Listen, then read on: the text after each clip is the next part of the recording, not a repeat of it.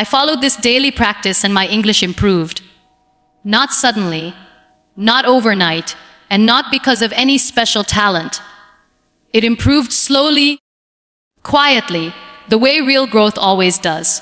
I want to share this honestly, because many people believe that English improves only if you join an academy, hire a teacher, or live abroad. I believe that too. And that belief kept me stuck for a long time. There was a time when English felt like a barrier between me and the world. I had thoughts, ideas, emotions, and opinions, but the moment I tried to express them in English, I froze. My words disappeared. My confidence dropped. I felt small. I stayed silent, not because I had nothing to say, but because I was afraid of saying it wrong. I remember being in places where people spoke English confidently. I could understand most of it, but I avoided speaking. Inside my head, the same fear repeated again and again. What if I make a mistake? What if they judge me? What if I sound foolish? Slowly, I started believing that English was not meant for me. That belief was heavier than my weak grammar. It wasn't English that was stopping me. It was fear. One day, I realized something important. Waiting for confidence was not working.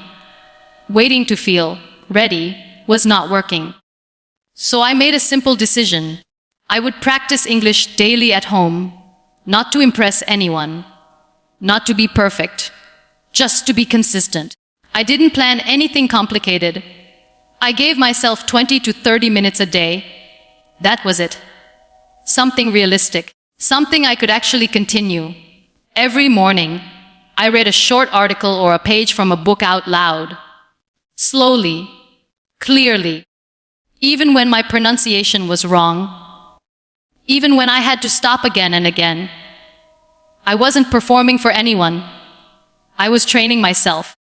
At first, my voice sounded strange in English. It didn't feel natural. It didn't feel like me. But I kept going.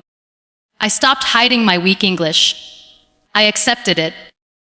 Because you cannot improve what you keep hiding. After reading, I chose 3 to 5 new words. Not many, just a few. I wrote them in a notebook. I spoke them out loud. I made my own sentences. Very simple sentences. Real sentences from my life. Not bookish lines. Because when words connect with real feelings, they stay longer. Then I did something that felt very uncomfortable. I started speaking to myself in English. Alone. In my room. Sometimes in front of a mirror. Sometimes while sitting quietly. I talked about my day, what I did, how I felt, what I wanted to improve. At first, it felt awkward. But slowly, it became natural. Something important happened during this practice. I stopped translating every sentence in my head. I stopped chasing perfect grammar. I focused on meaning instead of rules. My mind relaxed. And when the mind relaxes, learning becomes easier. In the beginning, nothing felt different. Days passed. Weeks passed. I felt stuck. This is where most people give up. They practice for a few days, see no big change, and stop. But growth does not show itself immediately. It works quietly in the background. One day, I noticed I was understanding English videos without subtitles. Another day, I realized I was replying faster in English without panic. Then one day, someone spoke to me in English, and I answered naturally. That moment was small, but for me, it was powerful. It felt like I had crossed an invisible line. There were days when I felt tired and discouraged. Days when I wanted to quit. On those days, I reminded myself why I started, not to be perfect, but to be better than yesterday. I stopped comparing myself with fluent speakers. Comparison only creates pressure. I compared myself only with my past self. Did I practice today? Yes. That was enough. I also started listening more carefully. Short podcasts, short speeches, sometimes the same audio again and again. I didn't try to understand every word. I listened to the flow, the tone, the pauses. Because language is not just words, it's rhythm and emotion. At night, before sleeping, I started thinking in English. Very simple thoughts. Today was difficult. Tomorrow I will try again. These small thoughts made a big difference. Because language grows through repetition, not stress.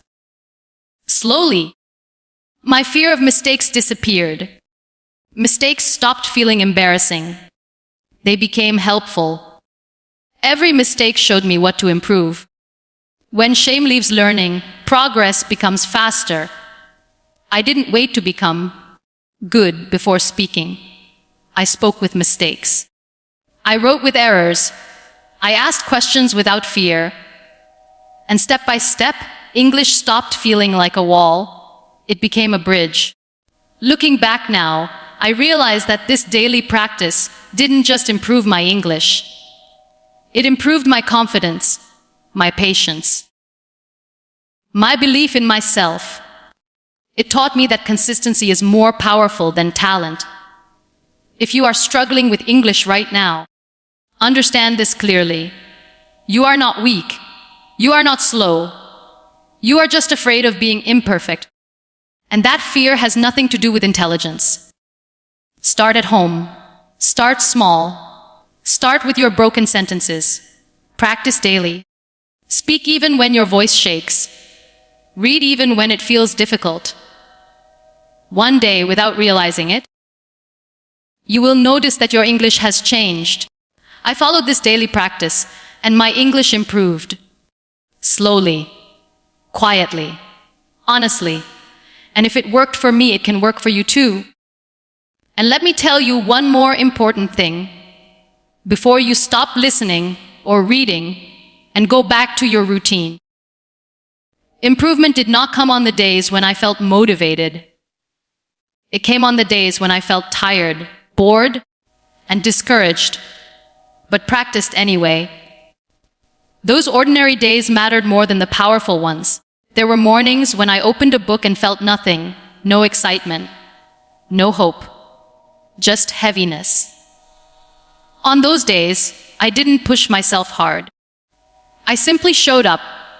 Even 5 minutes counted. Even reading one paragraph counted. Because discipline is not about intensity. It is about continuity. Slowly, something inside me changed. I stopped seeing English as a test I had to pass. I started seeing it as a tool I could use. A tool to express myself. A tool to connect. A tool to grow. That shift changed everything. I also learned to forgive myself. Some days my grammar was bad. Some days my pronunciation was wrong. Some days I forgot words I had learned before. Earlier, that would frustrate me. Now, I understood something important. Forgetting is part of learning. Falling back is part of moving forward. Progress is not a straight line. When I spoke English in front of others and made mistakes, I noticed something surprising. Most people didn't care. Some even respected the effort.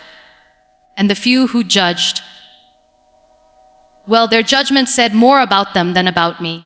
That realization removed a huge weight from my chest. Little by little, I started using English in real situations. Short messages, simple conversations, small responses. I didn't wait for perfect sentences. I focused on clear meaning, and people understood me. That gave me courage. Courage created more practice. Practice created improvement. One day I caught myself thinking, reacting, and even dreaming in English. Not perfectly, not fluently, but naturally. And I smiled. Because that was the moment I knew something had truly changed. This journey taught me patience. It taught me humility. It taught me self-respect. I learned that growth does not need an audience. It only needs honesty. When you practice daily in silence, the results eventually speak for you. So if you are listening to this right now and feeling stuck, don't ask yourself, can I become good at English? Ask yourself, can I give myself 20 minutes a day? Because that is where change begins. Not in confidence, not in talent, in commitment. Your accent is not a problem. Your mistakes are not a problem. Your starting point is not a problem. The only real problem is quitting too early. Keep going. Keep practicing. Keep speaking. Even when it feels uncomfortable. One day, you will look back and realize that the English you once feared is now a part of you. I followed this daily practice, and my English improved. Not because I was special, but because I was consistent. And that same consistency can change your English too. And even now, I want to be honest with you. This journey is not finished. Learning never finishes. English did not suddenly become easy forever. There are still moments when I search for words, when I pause, when I correct myself. But the difference is this: I no longer stop. I no longer shrink. I no longer apologize for learning. Earlier, English used to control my confidence. Now, my confidence controls my English. There was a time when I used to wait for the right moment to speak. The right people, the right environment, the right level. That moment never came. What came instead was courage built through repetition. Courage built through daily effort. Courage built through failure. I learned that fluency is not speed, it is comfort. Comfort with your own voice. Comfort with silence. Comfort with mistakes. The day you stop fighting your imperfections, language starts flowing naturally. I also understood something deeper. English was never the real problem. Fear was. Fear of judgment, fear of looking weak, fear of not being good enough. And when I faced that fear every day, quietly at home, it slowly lost its power. Some days, my practice felt meaningless.